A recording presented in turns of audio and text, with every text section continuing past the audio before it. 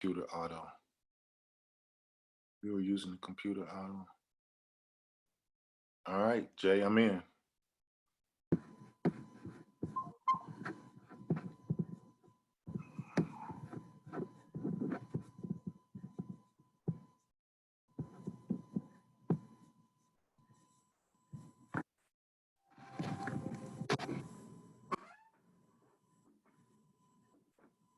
Yo, what's up? What's up? Hey, What's going on? What's happening? Hey, Doug. Hey. What's going on, guys? Not much, man. How y'all doing? Yeah. Sorry, man. I was trying to log on myself. Jeanette had left, and then Zoom did an update. So I was trying to navigate this thing to get us turned on here. Finally got it.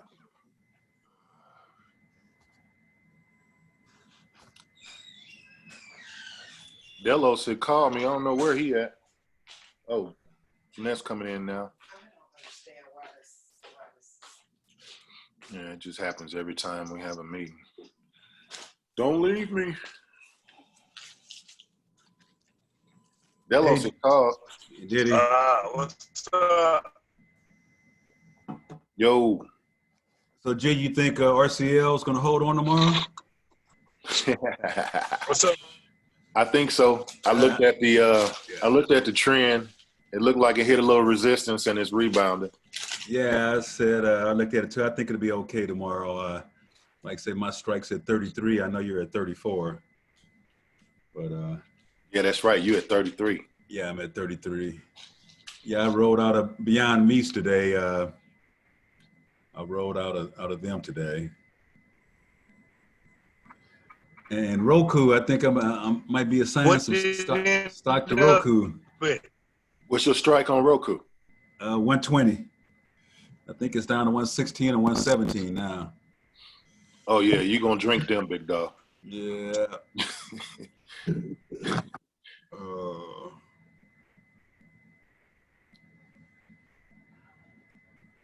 DK. Yo. You was hitting them straight today, huh? Well, this is really my first time out this year, so I did all right, you know. Oh yeah? Did all right. Did it ever rain? Oh yeah. Did? It started raining before we played the first hole. We had to sit outside of the clubhouse because the clubhouse wasn't open. I mean, it was open, but you know, not to let people inside. So sit out on the veranda, I guess you call it. Where'd you play at, Dennis? Played over Eagle Springs, over Spanish Lake. Oh, okay. Well, we got to get together, man. I need to get out there. Whenever you're ready, let me know, man. Okay. Delos claims he plays too.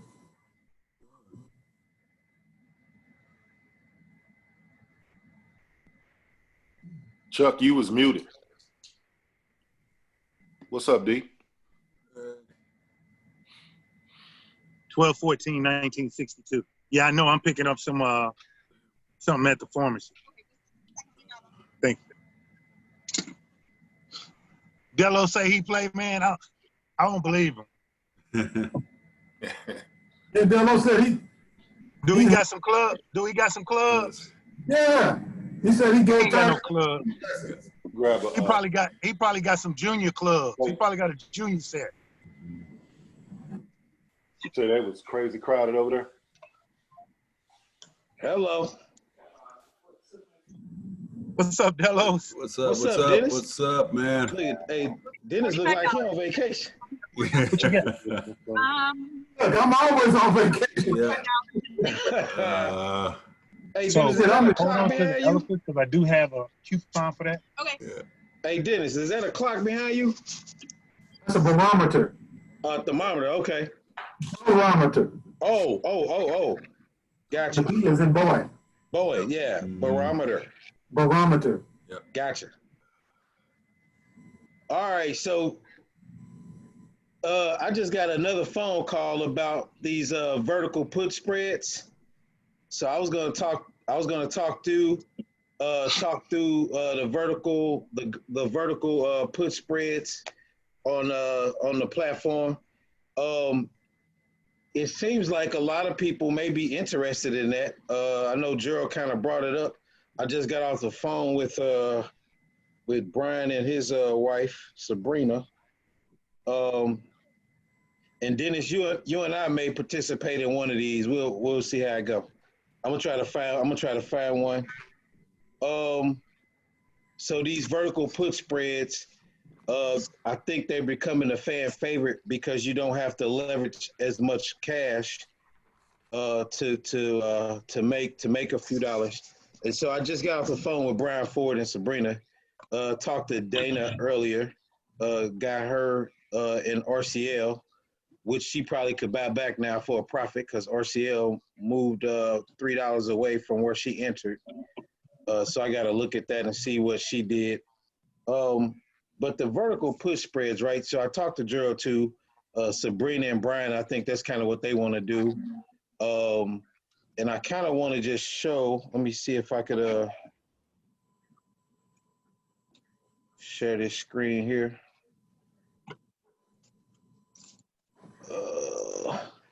Can everybody see that? Not yet. Not yet? Okay.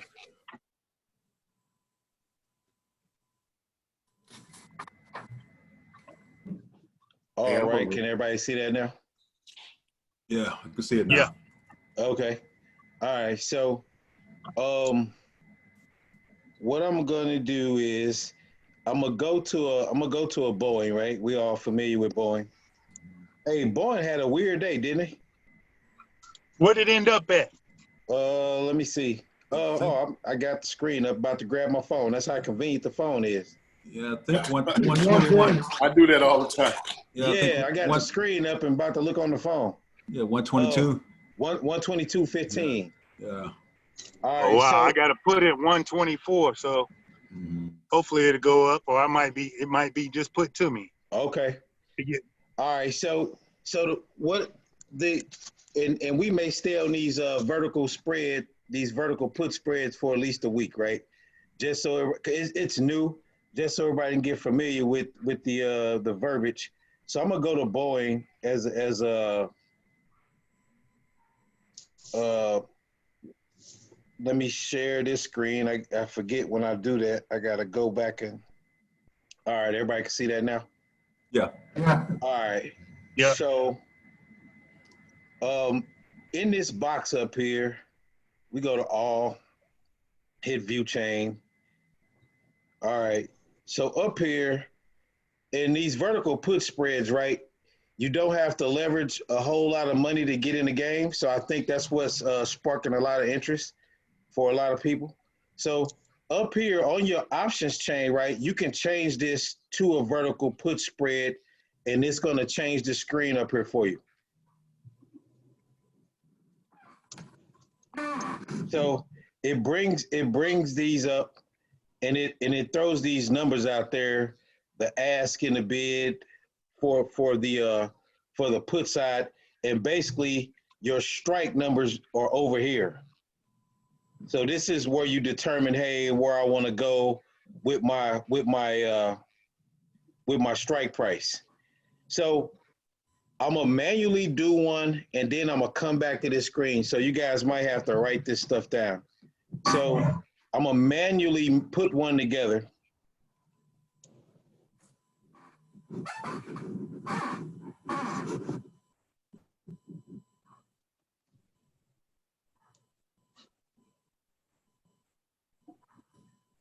So 8 days to expiration, right? So all a vertical spread is, right? A vertical put spread. All it is the selling of a put, like you all have been doing, and it's the purchase of another put lower down in the strike point. And let me see, I had wrote some stuff on my, okay. On the ask, though, right? So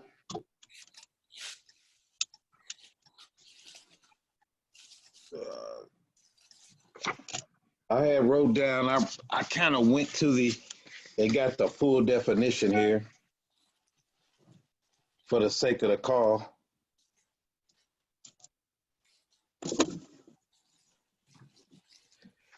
right. So basically, simply, all a credit put spread is, right? A vertical put spread is just the simple action of purchase of selling one option and buying another option further out the money on the same expiration week. Everybody get that? Yep. As an example, if I wanted to put on a vertical put spread, say the 115 strike, I would sell the 250, I would sell the 224, and then I will come up here and sell and buy the 200. The difference that I will get, the net premium, the max gain will be $24. That's basically taking what I sold minus what I had to buy. The difference is $24. Everybody get that concept? Yes. No. Go over and All say it right. again. So Chuck, you driving, so you can't see the screen. So I see the okay. screen. So the vertical put spread, they call them credit spreads. The vertical credit spread, that is basically it's the selling of a put option and the buying of another put option further out the money. So I'm gonna sell my normal put option like you all have been doing, but on another leg of that, I'm gonna go in and I'm gonna buy another option strike price further away from the money. Okay, so that's buy to open, right? That's gonna be buy to open and sell to open. And I can put one together. Let me see if, because I think here, let me do this.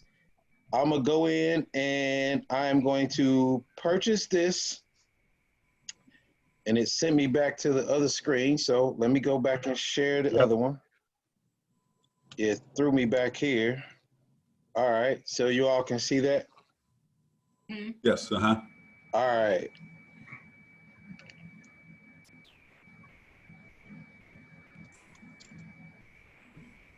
No conditional. Hold on. Let's not use that. Let's use this.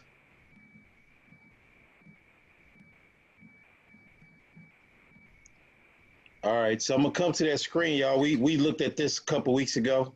So I'm gonna do a vertical call spread order, or not vertical call spread, sorry, vertical put spread. The underlying stock is gonna be BA. Hit the options chain. And so when on your phone, it's really good because you can add a leg, right? It's a lot more simple on the phone. I don't know why they did that, but all a vertical spread is the purchase, the selling of an option with the buying of an option further out of the money. So I'll start my vertical spread off with the purchase, the purchase of the selling of the bid. And then I'll end my vertical spread with the buying of the ask price. Those two movements combined, they call those a vertical spread, because I'm basically coming in, say at a 120, and I'm a buy in at a 115. And the difference between the 120 and the 115 is considered the spread. That's what the spread is. So if you had to visualize the spread, 120 to 115 is the spread. I'm selling the 120 and I'm buying the 115. The combination of both of those movements is just called the spread, and it's a vertical spread, a vertical put spread, because it's on the put side. You can also do vertical call spread. It's the same thing, just in reverse. So let's put one together. So we want to come in. I want more strikes than this, right? It's only showing me. Let's do all strikes and let's see what we get. It won't do all strikes. Let me do 14. Let's see. All right. So it brought me back to this page, and I know you can't see that. Let me do this.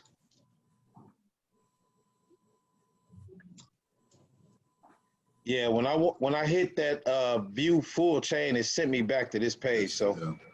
I'm gonna go in here. So let's do this. Go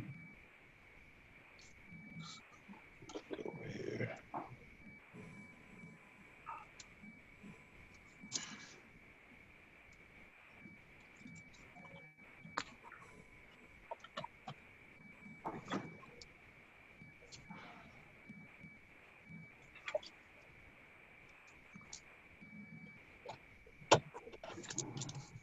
Can't change your range, Delos. I'm trying to. I'm gonna see if how far I can get out. Last time I was trying, Jeanette, it didn't. There it is. I don't know if I had done something wrong the first time. So, so what you guys are seeing here, right? If I wanted to do, say, I wanted to do this 115, and see the reason why I like it on, I'm gonna have to do a custom leg because they only do these legs are built one share apart. So what I want to do is I want to do a 116 and say a 110. So they don't have that as an option on here. So they got 116 and 115. So if you come over here to the chart, you will see that this number right here is going to reflect the difference between the 116. So the 116 is what I'm buying. This number right here is what I'm selling. I'm sorry. I'm going to sell the 116 and the 115 I'm going to buy. And if you look over here, 287, the buy price is 282. The difference between the two is this 5 cents right here. So it's not enough money there for me to risk anything, no matter what the max loss or gain is. But that would be your max credit. So what I like to do is a custom leg where you could do a custom leg. It'll let you put in, say, 120, and you can pick 115 as your buy price, and those two will give you a nice premium. Some of the premiums that I know everybody's trying to build. So this is not enough premium to take on the risk, not for me. So you would have to sell, and I guess that's why people come in and try to sell 10, 12, 13 different credit spreads. They're trying to build up a net premium for themselves, which I'm hoping, see, I haven't done this in a while, so bear with me. I'm trying to find a way to do a custom leg on here.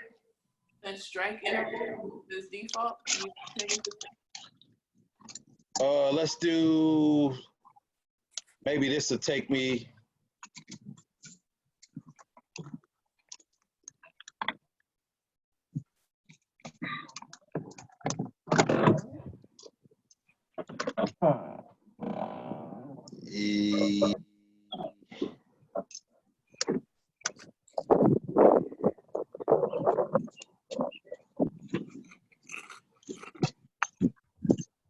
Here, let me get out of there.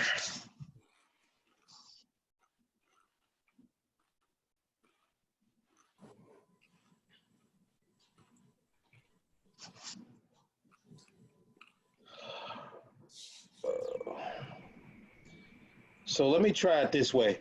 Instead of picking it from the options chain, I'm just going to type it in manually.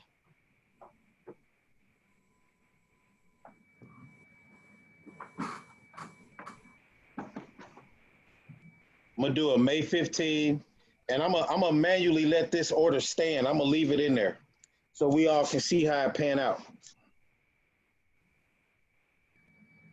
So it's want me to buy the open, one contract, May 15. All this stuff looks just like you've all been accustomed to using. I just don't like the strike point, right? So I'm going to go pick my own. I want to do 100. And you can play around with this. And so I want to sell the open, but I don't like that strike point either. That's the current price Boeing is currently trading at right now. So I want to go down from that, right? So if my buy price was 100, and I just want to get a little close to that, right? So I'm gonna do 105. You want the percentages of out the money? do you, if you have them up, I was gonna look at this screen over here. I may have to add it to the screen, G. Okay, go ahead. But see, this is why.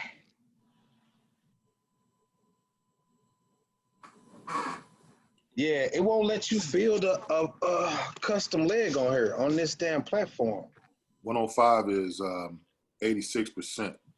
86%. OTM, yep. Let me move back. Let me move a little closer back here.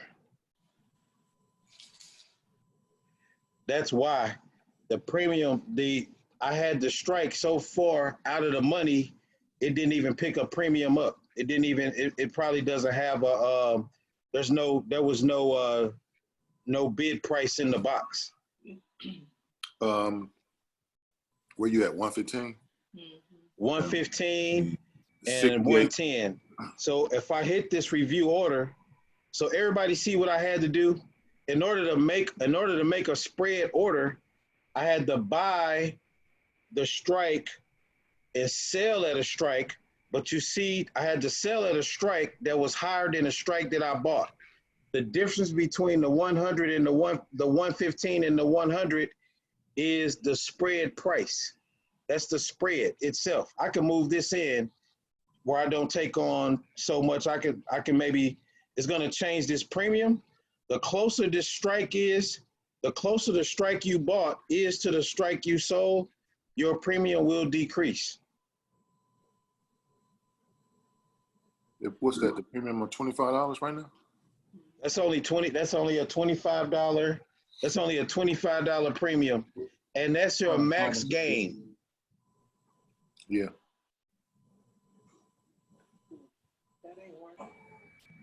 So you see the estimated total? They're gonna credit my account after they take their commission, they're gonna credit my account for $23.70. What would be the purpose of you using this? Yeah, why is it so beneficial? Other It's than like an insurance. Is it like an insurance policy, Delos? It allows, what happens is, right, you're not risking where you would have to come in on a naked put and spend 12 grand to do a Boeing put. You're only risking a few $100, but you're only getting a few bucks. You know what I'm saying? So it's beneficial. And okay, let's go back. Let's do a Tesla.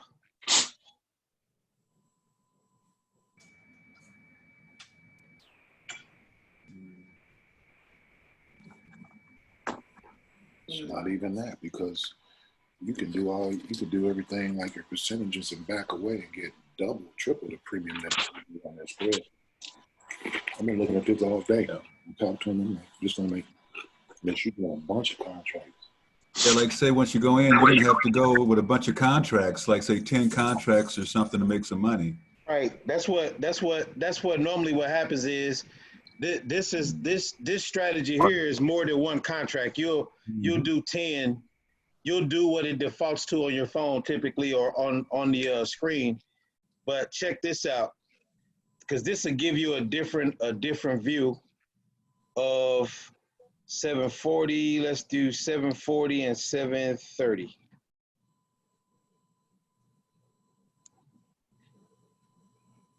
Still not enough there, but if you do 10 of those, I guess, I mean, the credit spreads are profitable. You know, some of these net credit spreads, you can get, a $200 premium, $300 premium. I would have thought Tesla would have been a little bit better than what this is. And you just got to play around with it. Let me see if I get a little closer. 235. Yep, because the closer this number falls down to this number, the less premium you're going to receive. So Delos, they have, after doing the research and us talking and stuff, man, I think this is for more of the big money, the hedge funds and stuff. Well, they have right now, what you're demonstrating is out the money, credit puts, vertical puts. Of course, they have in the money credit vertical puts, and near the money, and they can do the same thing like you said on the call side. But Yeah. yeah, So, I was just really trying to figure out how would this benefit, you know, a single contract and versus doing your regular, using the regular resources and backing away from the strike. You can gain much more premium, it seems like, in comparison. Question, Delos. okay, go ahead. When the contracts expire, what's put to you or what happens when it expires? That's the other downfall to credit spreads. Okay. There's no transaction of stock. There's no transaction of an underlying symbol. So basically, it's just a transaction that either goes your way or doesn't. You either collect a premium worthless, or you end up paying them your max loss if the strike number falls all the way through your strike. The only benefit to it is, so as an example right here, right? If you were bullish on Tesla, you thought it was going up, and you sell this May 15 strike, you sell this May 15 spread, they're gonna pay you $500. Now here's one, Gerald, where the premium is $500, but I'm selling the open a 740, and I'm buying the open a 700, and the cancellation of the two prices, I get a net premium of $500. Whereas I don't have to have $80,000 to do a credit spread, and that's the other benefit. I don't have to have $80,000 to do a credit spread. I can do this credit spread. I can do this put vertical spread, and not have 80 grand at risk, and only have a few $100s at risk. That was the So what is it costing you to do that? Is that 1,400? I'm trying to find my max loss. Yeah, and to put that on, they're charging $130, so they're gonna pay you $370. Started out at $5, they're gonna take $130 of that, and you end up with $370. So if I hit place order, which I don't want to do, I wish I could show you from the phone, because it shows you. I tell you what, and I may have to have Carmisha do it. I can talk her through it, but on the Thinkorswim platform, it shows you your max profit and your max loss. Yep,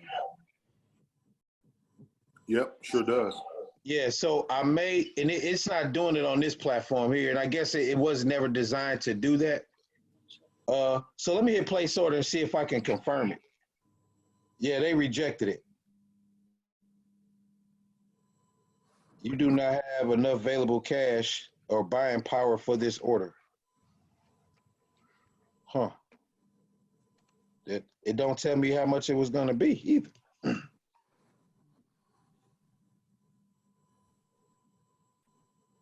Okay, so, but it does show you your max loss, your max gain, and your max loss on the Thinkorswim platform. But for those who have small accounts, I'm not against vertical put spreads. I'm just saying the same rules of engagement apply. When you're picking the different spreads, you want to make sure that you're out of the money, and you want to make sure that you're still investing in good companies and not somebody just paying a high premium for the sake of it. Yeah, I have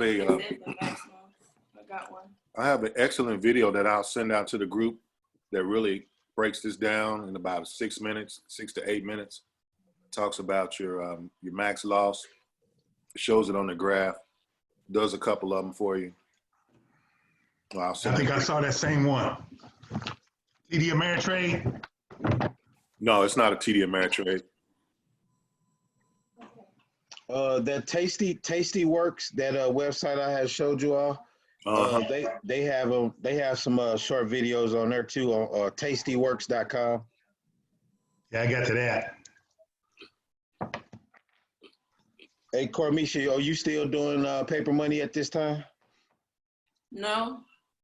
Are you live? Mm-hmm. Okay. Yeah, I'm live. I got into RCL this week. RCL, hold on. Let me look on my phone, y'all. Hold on. Just give me 1 second. Because I want to see that RCL may be a good company to try a spread on. I'm gonna try it myself. Just to put one in here.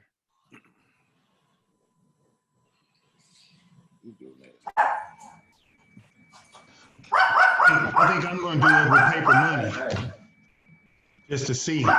Yeah. Hey Chuck, I tell you what, go ahead and put in a trade for paper money. All right. RCL. Is this a strategy, Gerald, that you may be interested in? After further research, nope. You know, I'm sticking where I'm at. That's why if I'm going to do it, I'm going to do it with paper money to see how it works first. No, I learned. I researched it. And like you Not said, Delos, you profitable, can't get no stocks out of it. If you lose your money, you lose your money. Yeah, it's a done deal. There's nothing to be had on the other side, other than the stock expire worthless. But as you can see, as you move further out of the money, some of the premiums just are so low. I mean, I think that the risk is the same. And now they try to sell it as there's a 80% probability, 70% probability, and all of that. But I've never really been interested in those. I mean, I took the class, right? So they went over it, but I kind of left that on the back burner. But it is a good tool, right? I'm not totally against it. I'm not even saying that it's bad. I was just saying, it's not something that I have been doing, but I will, for the sake of getting it out there, I will try it though. I'm not afraid of it, by no means. But you know what, Delos, when you talk about the probability of where it is out the money, doesn't that mean that at that point in time, the probability is this? At that point in time, yes. As the market moves, your probability changes. Absolutely, just like your delta and your theta and everything else. So at the time you make that decision, that's what it is. But nobody on this planet can tell you what it's going to be in 5 days from now. As an example, Bourne was trading at 118 around 11 to 12 o'clock. Me and Gerald talked, and we was like, yep, Bourne getting nailed. Yeah. Then Bourne kind of corrected and went positive today for a little bit. And so Gerald and I had shared, Gerald, did you text me that article? Did anybody see that article that Gerald and I talked about this morning? I found it last night about Boeing, and then Gerald found it on Yahoo. Hey, Gerald, if you send it to my Gmail, I'll pull it up so we can read through it. What's the article talking about, though? I might have seen it because I have I've got the Google alerts, and it tells me on. Hold on, and why Gerald? It's basically talking about there's a few investors who came in and put down a substantial amount of cash on Boeing on the 150 strike point for Boeing that expires this Friday. Like millions of dollars, and it was like they must know something. And Boeing had a funny reaction today, which lead me to believe that we may all be in surprise for some type of shift tomorrow. Yeah, I just I left that for you. I knew you wanted to bring that to the meeting today, but yeah, it was pretty interesting. It was like three or four people went in there and put a bunch of money. Now, hey, Gerald, would you want you? I know it looked like you eating, but I was gonna share it if I can pull it up. He's emailing it to you. I can pull it up. Okay. I can read it. Yeah. Okay, well, Gerald, okay, then Gerald gonna read it off then.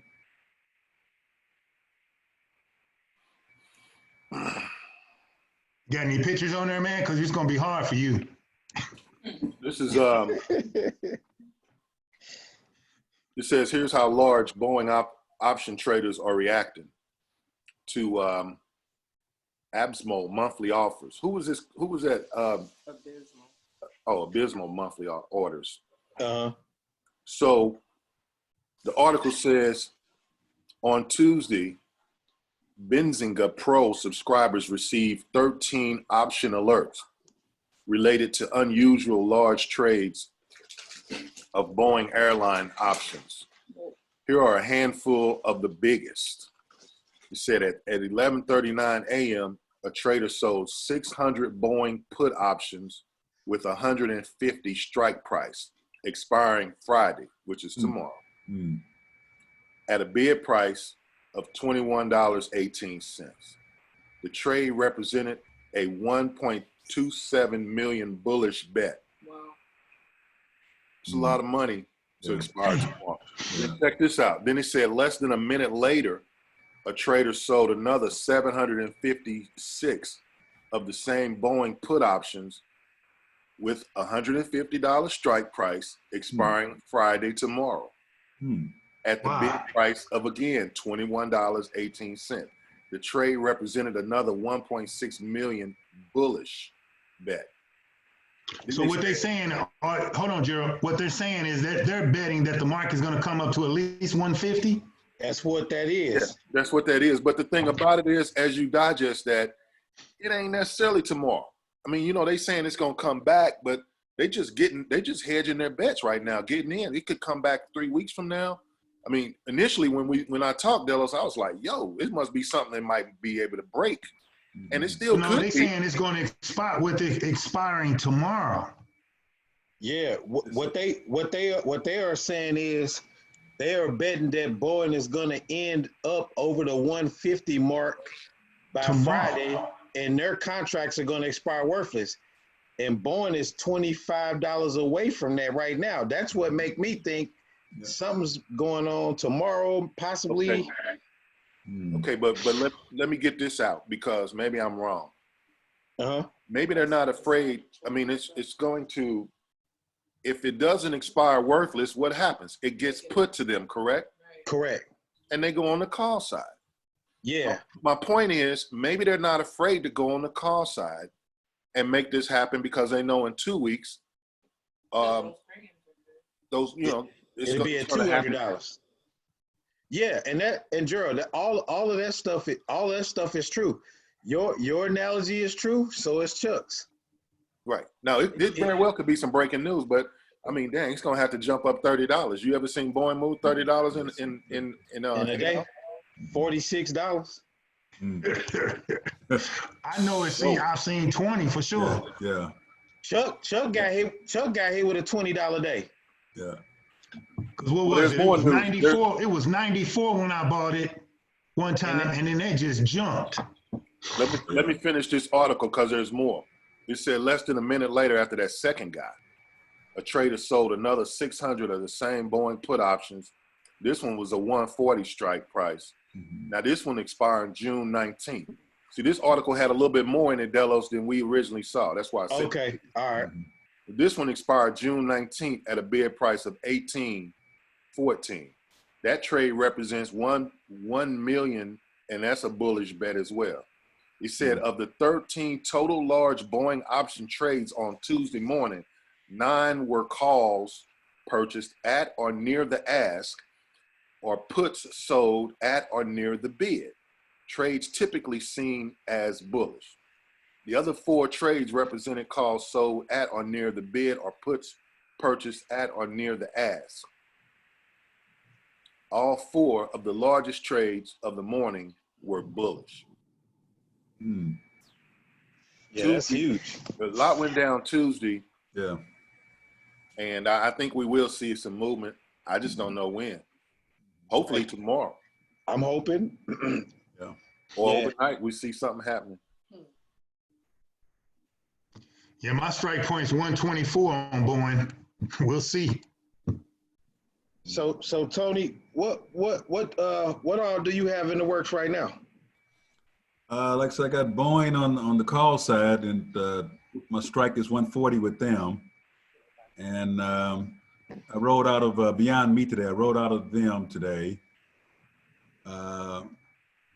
Roku, I think I got a 120 strike with them. I might be assigned tomorrow, unless they come back tomorrow. I think they're about 116 now. Mm-hmm. So I may get the shares of Roku tomorrow. And then I've got 4 contracts on Royal Caribbean, and I'm at a 33 strike. I'm $2 away from the strike price now. Yeah, so I got 4 contracts on Royal Caribbean right now. So Okay, so that's looking good though. yeah. Did you collect pretty good on the Royal Caribbean? Yeah. Well, I forgot. Let me see what I got. No, it wasn't too much there, It Tony. wasn't- When yeah. we talked, that's because you came later in the But week. yeah, that's right. I came. I think Gerald, you got yours before I did. But let me see. We did a 61 bid on that. Okay, I got $160. The strike price at the time was $37.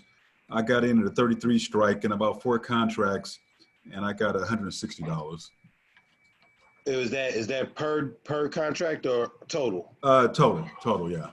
So Gerald, what did you pick up? we had 3 contracts that expire tomorrow. We already had those, and then early Monday, or was it mid Monday, we picked another 3 contracts for RCL. So we got a total of 6.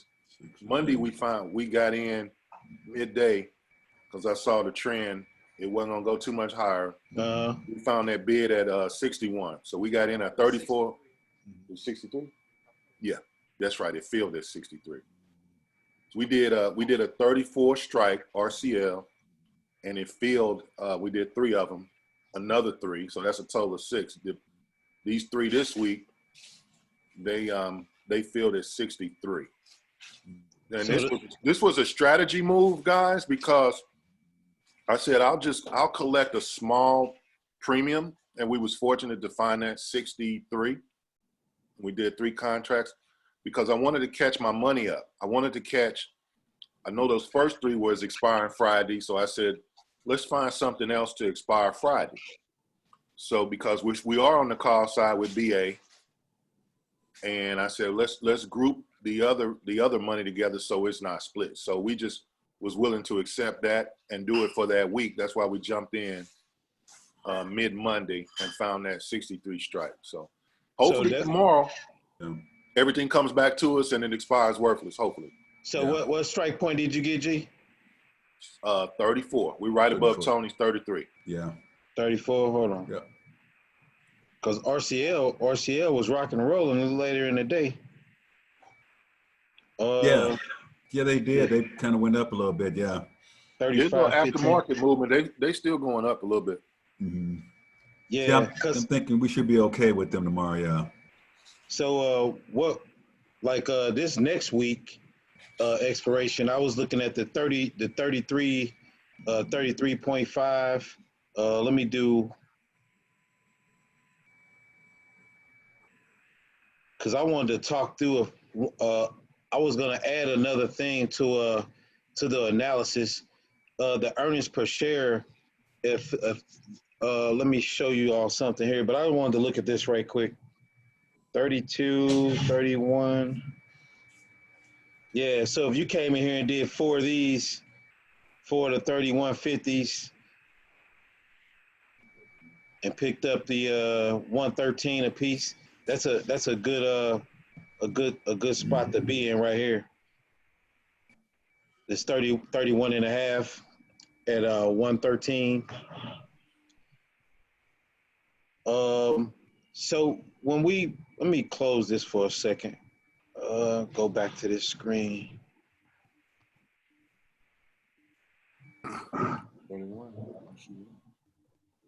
All right, everybody can see that. So these, I had started paying attention to the Royal Caribbean earnings per share. That's Roku. So you see how Roku is in negative? Yeah. These are also rated 1 through 100. So I'll put in Royal Caribbean.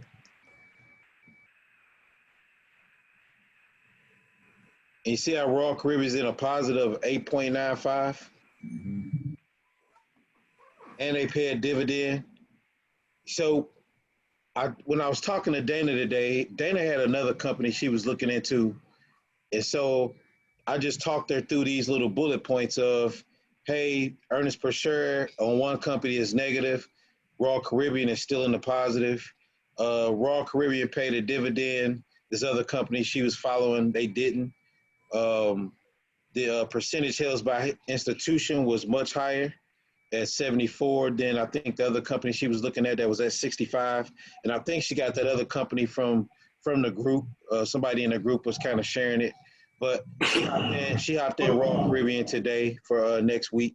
And what company was it? Do you remember? I'm gonna have to think about it. Was it ERI? ERI, that was it. Yeah. El Dorado Resorts. I got some of that. I'm in that right now. So if you go to El Dorado Resorts, right? Yeah. If I had to make a bet, I was saying ERI, they're a little riskier than Royal Caribbean at this point. They have a negative earnings per share. Yep. Well, this is extremely high. Like this is in every portfolio in America, so to speak. Yeah. So this is extremely high. I wish they paid a dividend. And so I was gonna go look at so their peer comparisons, like who all they competing with. So I didn't understand this. So, or maybe I read it wrong. So ERI, they're a hospitality company. So they down 56%. And I was coming through here. So this Boyd Gaming, Penn National Gaming, Red Rock Resorts. And so I told her, before you make a decision on this, come do a summary on all the peers, right? Because if you're going to take a resort stock like that, go look at all of them. Don't just come in and do the summary. Don't just like this one here has a dividend yield, right? So that obviously, kind of spark your interest a little bit. And so who is this the RRR? And so I'm like, okay, they pay a dividend. Let me move you over here. They total revenue is 3.2 billion. This company over here, 5.1 billion. So I was like, you don't want to just take that company because everybody else is, throwing it around and it's probably cheap and in their wheelhouse. But is it the best out of their peers? Like you want to pick a peer leader as well. You don't want to just, assume that, somebody else is had a little success with it, that you will have that same success without doing your homework. But you can see here go the peers and compare it on the chart. ERI look like they're all negative. I mean, every last one of them failed during the COVID period. But let's see what RR looks like.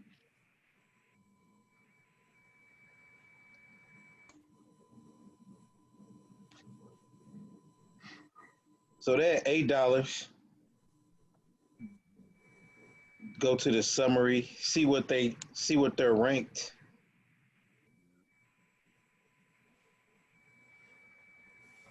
Sell for reduce.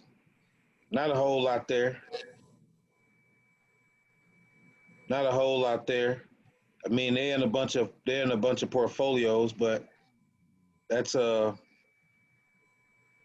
only the only checkbox you got there with them.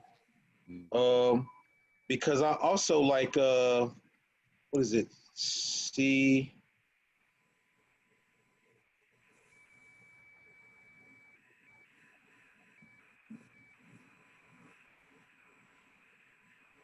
So Caesars Entertainment. I had them for quite a bit in my other account. This let me see. They're 95% held by institutions. Back last year, this earnings per share was right around what Royal Caribbean's was. They were in the positive. So I guess over the last 3 months, they have kind of lost a little steam there. See what the option chain is. These stocks right here, I have one of the guys in my group. he named himself the 3%er. He'll buy these little solid companies on the dip and try to sell them every time they move up 20 cents. So he buys a whole ton of them, waits for a 20-cent move, and then he gets out. That's just something he does. He buys them though, you said? Yeah, so he may take $50,000, buy these shares on the dip, and then say right now it's trading at 856. He'll take 50 grand, spend it all, buy all the shares up at 950, and if it ever goes back to 986, he just sells them back outright to the market. Got it. But he also does options. He's a iron condor type of guy. He's been doing it for a lot longer than I have, but that's something that he picked up along the way from one of these investment shows. Somebody taught him that, and he kind of started playing around with it, but he's got the capital to kind of do that type of stuff. Let me see here, because I'm trying not to tell you stuff you already know. That's why I'm kind of stopping and starting my talk. I want to see what this is, though. And I got to share with you all that screen. All right. Okay. All right. So, small accounts. Stock don't move a whole lot in a particular day. They're not great premiums. But this is just something that when I was getting my feedback wet again, I kind of came in here and grabbed these small stocks. Like I said, it's not good premium by no means. Crap. You were near the strike like you were showing on there when you did the small. When I was doing the smalls, I was just trying to get like 4 back. As I get to some of the more volatile ones, then you want to go further back. So the more volatile it is, the further you want to take just a little step back, a little bit further away from the money as you can. But the object is, right, you want to collect the premium, but you don't want to put yourself in harm's way, especially if you don't want to own a stock. Like, so understand this, right? You have investors that want to own some of these stocks. Some of these guys want the stock put to them because they'll just go right and sell them on the call side. They're so fluent with their action and their thought process that they don't care if the stock get put to them or not. They know they've invested in a good company, and they're just taking it in on one hand and selling it on the other. They don't care about it.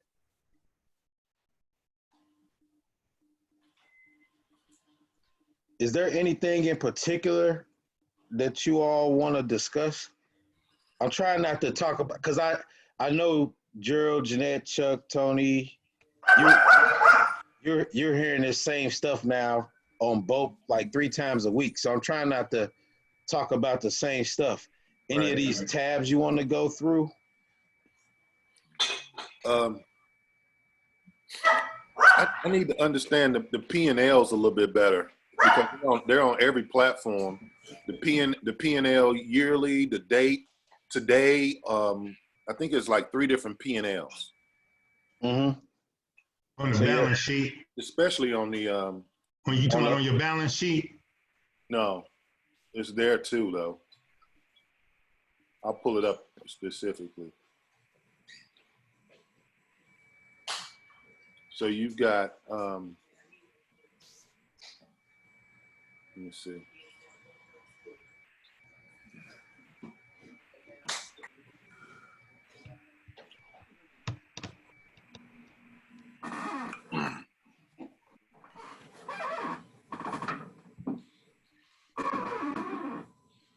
It is on the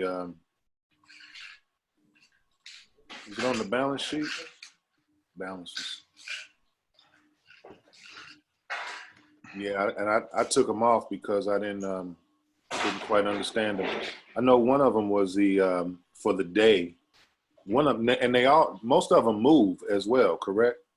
Yeah, they all do. Stock related? They're Yeah. gonna So, fluctuate. If you got a call out there and you got 100 shares, they're gonna fluctuate with the what the price of the market is at that day. Am I correct, Delos? yep. No, I can't find it. What and you talking about the P&L on your phone, right, Gerald? Yeah, man, I'm having a hard time finding them now. Man, Hold on. It's under your positions. Yeah. On the Thinkorswim. okay, there we go. Yeah, you got P&L day, you got P&L open. Right. So your P&L open is your total loss from your total loss from the time you were put the shares till now. Oh, so that's not open of the day when it open for the day? That's your total, because that's what's gonna move throughout the day. So if you're looking on your phone, your P&L open, that's your total loss. That's your total loss from when you got the stock till now. And if say if it was you got so Boeing at 140 and it goes to 150, your P&L for the open is going to show the difference that you've made in between the 140 and the 150. And even if it falls down to say 149, then the profit and loss will show red on the day because it came down $100 on the day. But the open, the overall, it's green. But just today you lost $100 or so on and so forth. So the P&L open is only referencing the call side because I'm looking at mine now. Yeah, And it's only referencing stock owned. stock because mine so- say 1748. So let me ask you this, Delos. If I'm on my P&L or for the open with Boeing, I have a put contract, but it's showing me a negative 84.50. That's on the day. The P&L open? Oh, you got a P&L on your put position? Uh-huh. Then that's what the total value of the contract has lost since you opened it. All right. And then the P&L for the day, it says 123.50. So basically I made $123.50 for the day.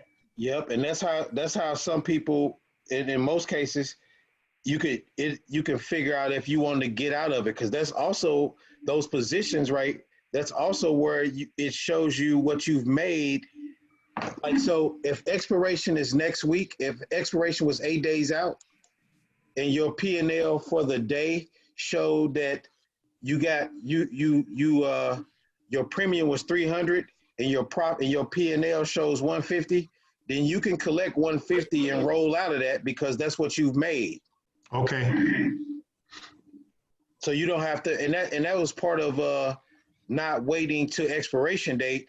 If your P&L for the day shows 150 and you got paid $300 for the premium, you can take that 150 off the board, close the contract, and roll into next week, or roll into the same week if it's Monday or Tuesday. If it's early enough in the week, you can roll into the same week. Make sure you check your P&L, often, especially if you know that if you set your alerts and those prices have moved away from you, then you can get in there, take your P&L and run with it. That P&L is good to. And I'm glad Gerald brought it up because I know we covered that before, but that P&L will let you know what you've made on the day. So if you have a put contract and the stock price, say you have a 30 strike point and the stock goes up to 35, and you go check that P&L for the day and it says you got paid a $300 premium and your P&L says 150. That means that that contract is only worth 150 now. It's no longer worth 300. You can go in, take your 150 off the table, close out the contract, pay the other 150 back, and roll into something that same week or the following week. Especially if you want to skip weeks with your trades and not all have them expire at the same time, you can do that too. Okay, so I got a question, Delos. So if you go down to the bottom of all of your positions for the day, it gives you a whole total. Correct. So like my P&L day. So for instance, on mine, it said 308.21. So for the day, out of all of my positions, I made 308 for the day, right? Correct. And then my P&L open, it says $7,544 basically. So is that saying that since all of my positions that I started out with, I've made 7,000? That's the value of your current situation. That number can change tomorrow. Okay. All right. Yep, that's just the value of today. Kind of like your theta and your. So when I'll go back to this so everybody knows. I'm just picking on BA.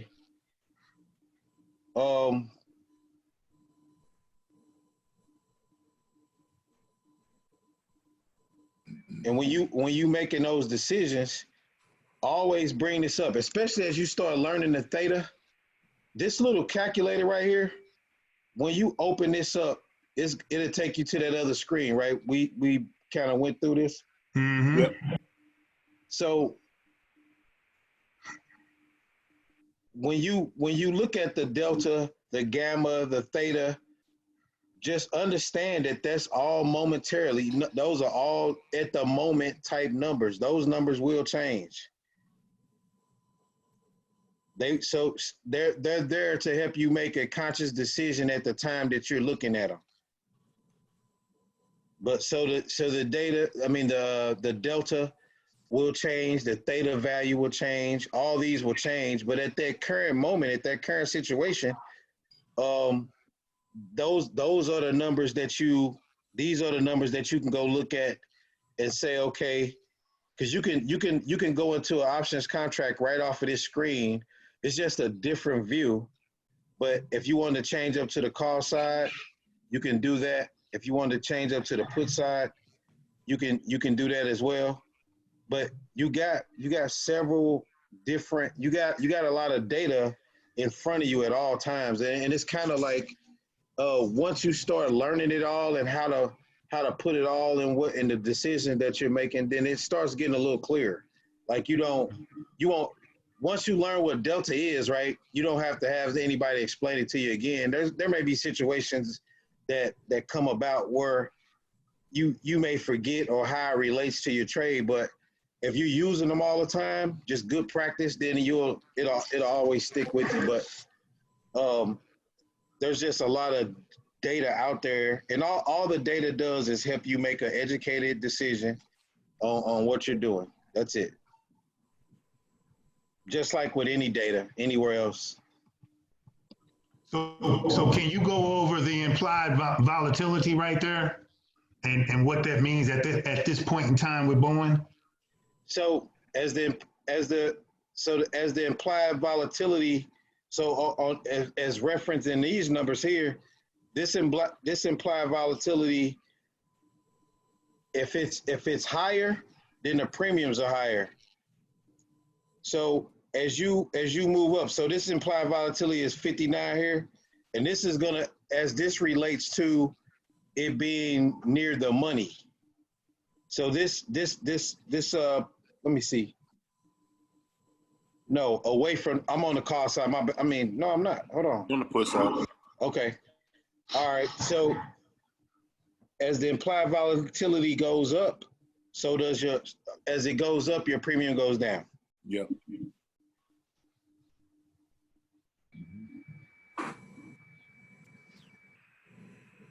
Yeah. Okay. Have you all been using these CFRA reports? I used to I look at them every now and then. Early on, I was.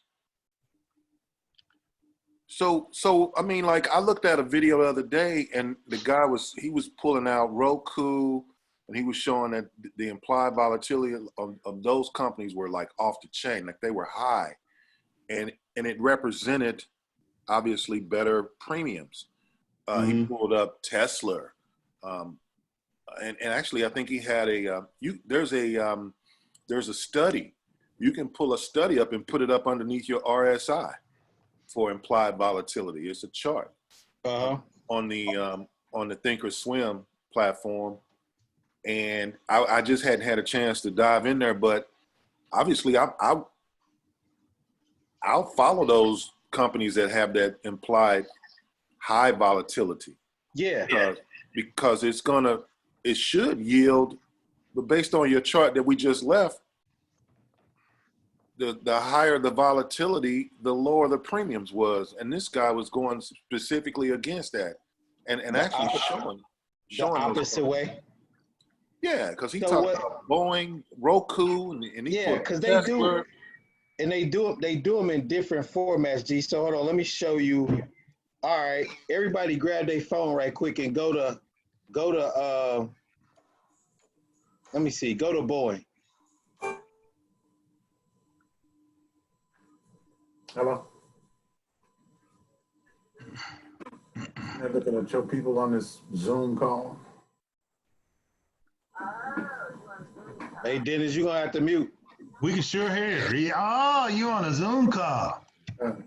That's Reese. Hold on. Sure heard it real clear too, Dennis. Yeah.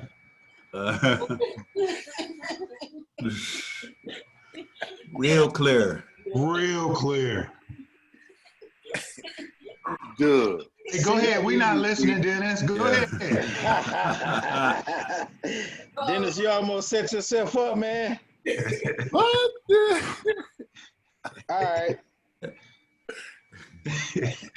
Hey, does anybody Boeing implied volatility? Did it leave? Mine is all zeros. I never had mine up. Where you find that? Where you find Yes, you do. You have Yeah, you did, G. You gotta hit the that little probability? gear. Yeah, I'm probability out the money. No, you can I'm do. talking about You can do implied hit- volatility. hit that. Hit the sprocket. That little gear. Yeah, You and can then add hit it. the I, Mm-hmm. and then hit the check mark. What you trying to add? Implied volatility. Mine's on there. Hey, so how I got mine set up? I got the open interest, the volume, and the delta.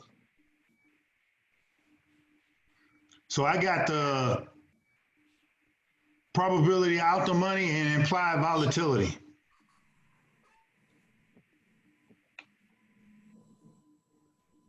It just said implied is mine's just say well I got probability and then implied volatility.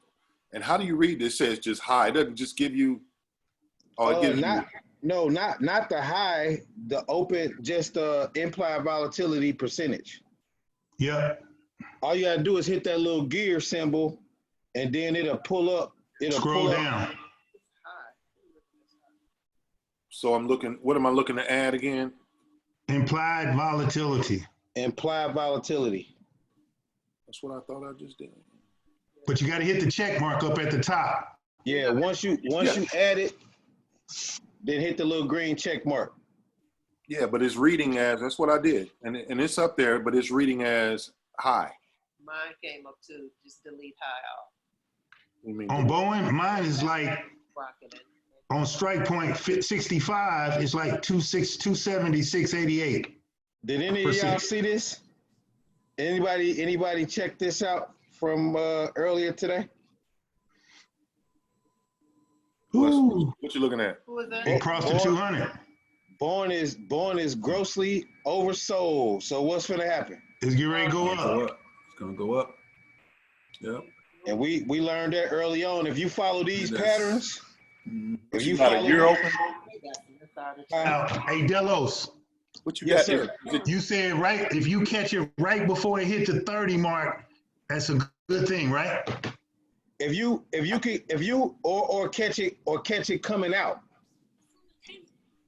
So like anybody see this fish hook this fish hook is setting itself up. Uh-huh. Anybody see this fish hook about to happen? Oh, okay, yeah. Over here at the end. Yeah. Yeah. You can see the whole fish hook is about to happen. Mm-hmm.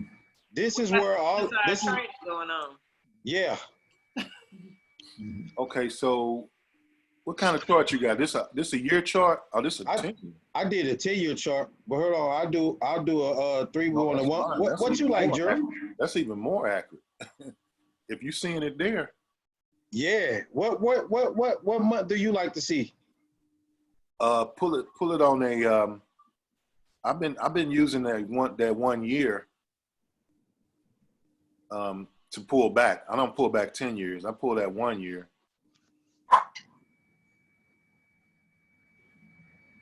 Yeah, it kind of happened here, but this we all know what that is. That's the COVID. But Yeah. all of these, and if you go even closer, so that's the 1 year. Let me do a 5-day. Hey, stay right there for 1 second. Go back there for 1 second. Okay. So I'm gonna really get happy. So if you see, let me move this out the way. Okay, well we see the green line is it's what you got, is it 20? Yeah. The green line is the 20. 20, yeah. So you see the 20 is below the 200, that's not ideal. Right. And then the market is even trading below the 20. Correct. Yeah. So when this thing really, so like if a day trader, like even if we open it back up to the 10 years, we'll be able to see when it crossed that picture of power that we've been talking about. Open it back up to 10 years or whatever you had it. 10 day. There it is right there. You can see it cross. Okay, so right here you can see, and we got to pull back a little more. So right here around December, like somebody could have got in here and just rolled this thing on this downward trend.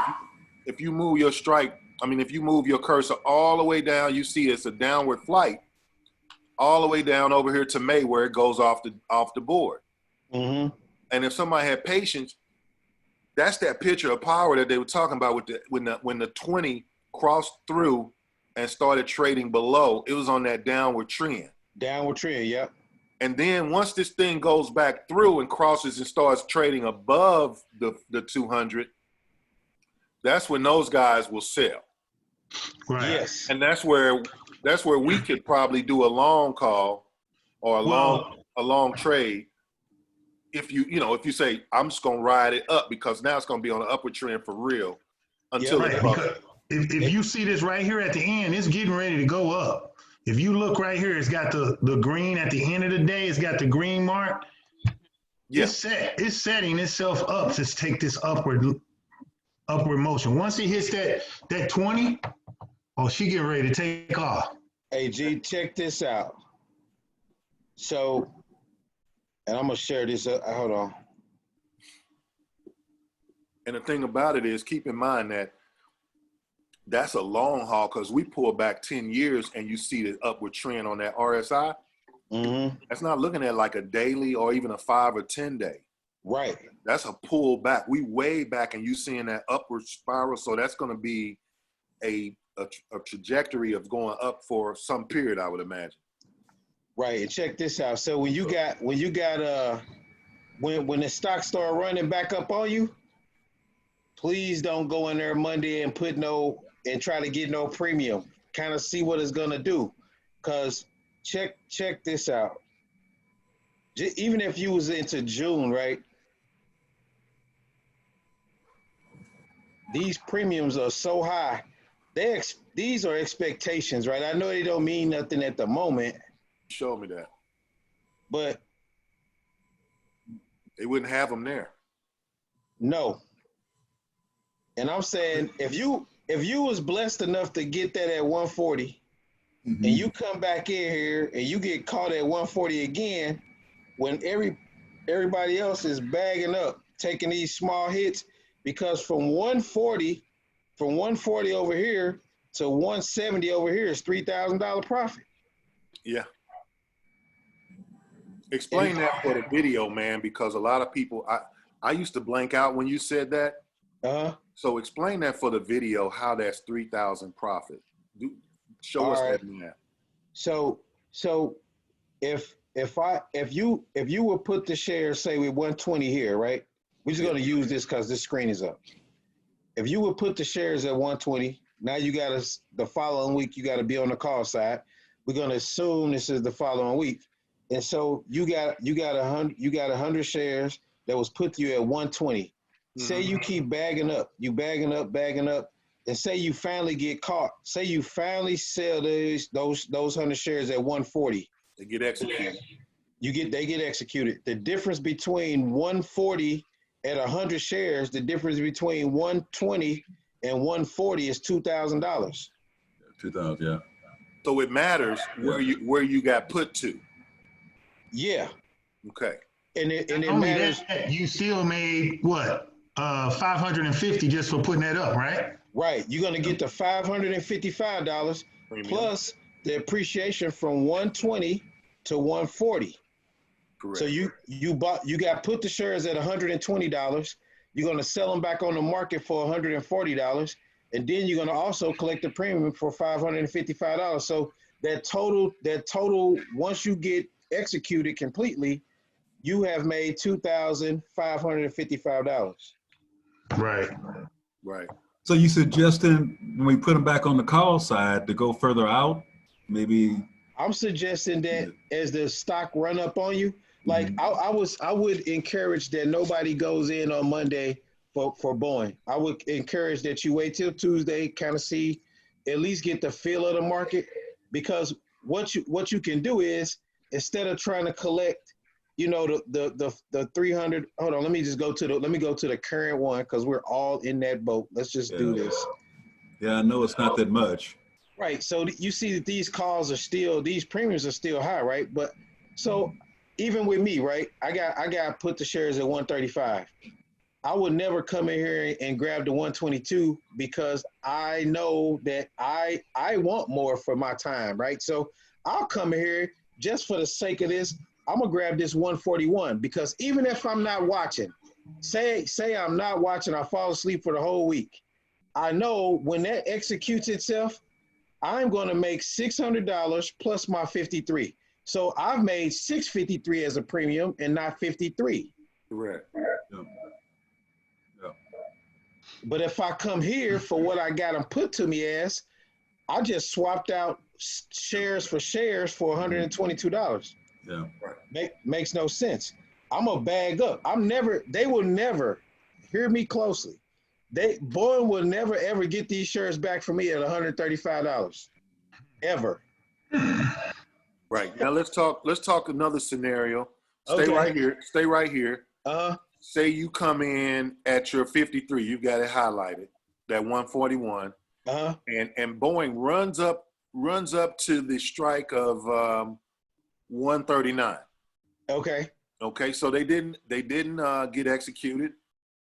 No skin off your nose. Right. Now those premiums are going to look different, correct?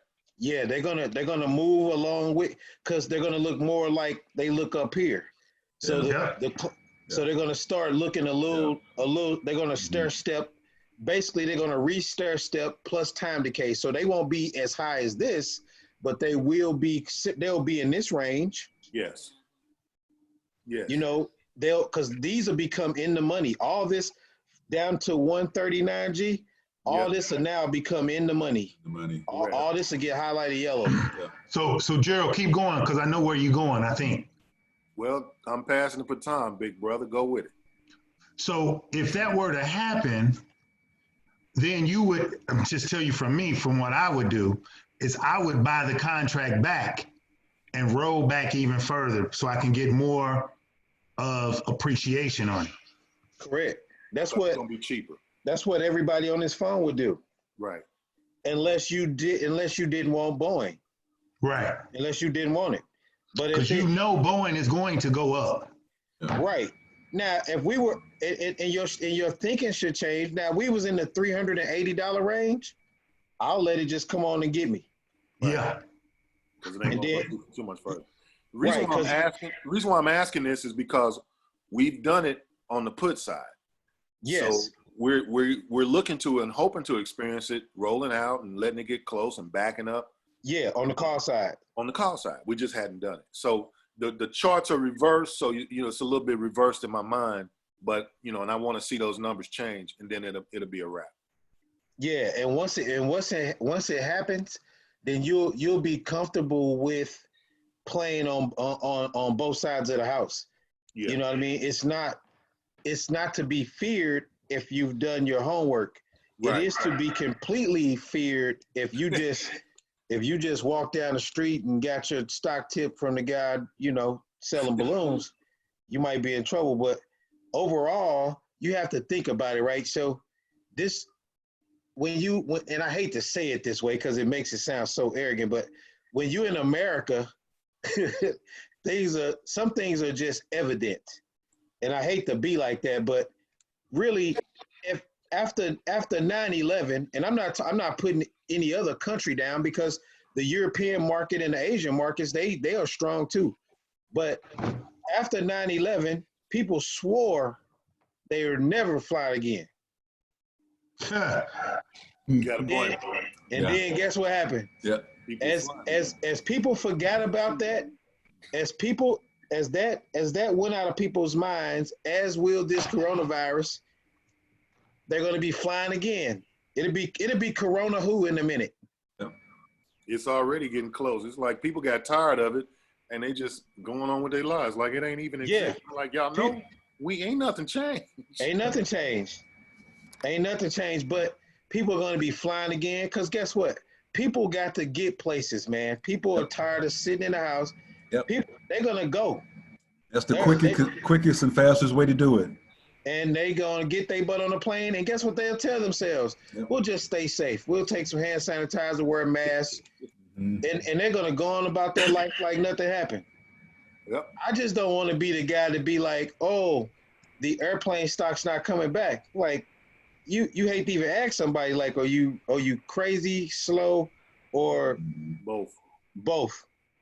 Like think about it. Like think about what country you're in. Think about when they opened up the restaurants.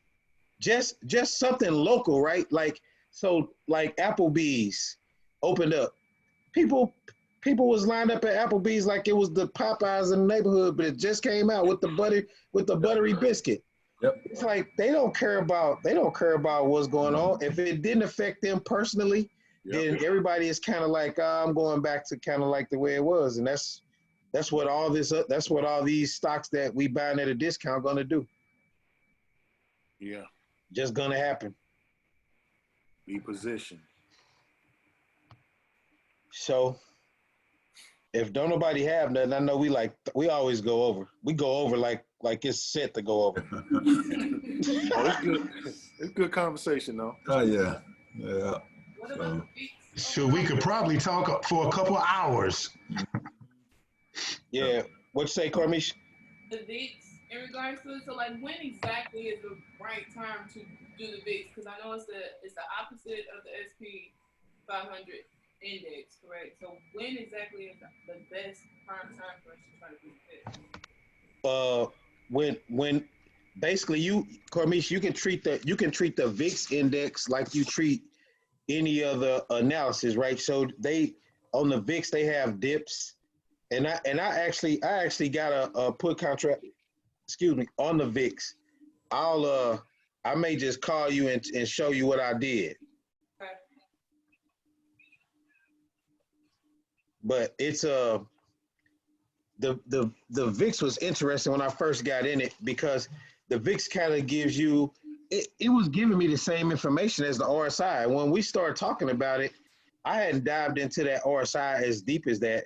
I used to use it as an indicator. I knew what it was, but as we started talking as a group, I started diving into the RSI. And you'll see that some of these indicators give you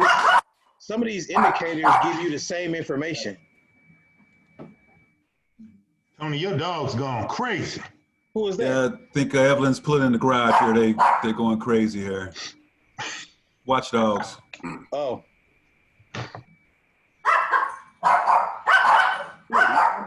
Hey.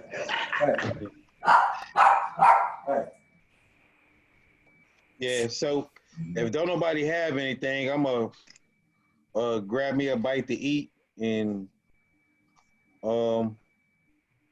chat at you all on Monday or whenever you call. Okay. Well, good luck to everybody tomorrow. All right, man. Good seeing y'all. Yeah. All right, G. All right, see you later, All right. Dennis, Chuck, All right. Parmesia. Take care now.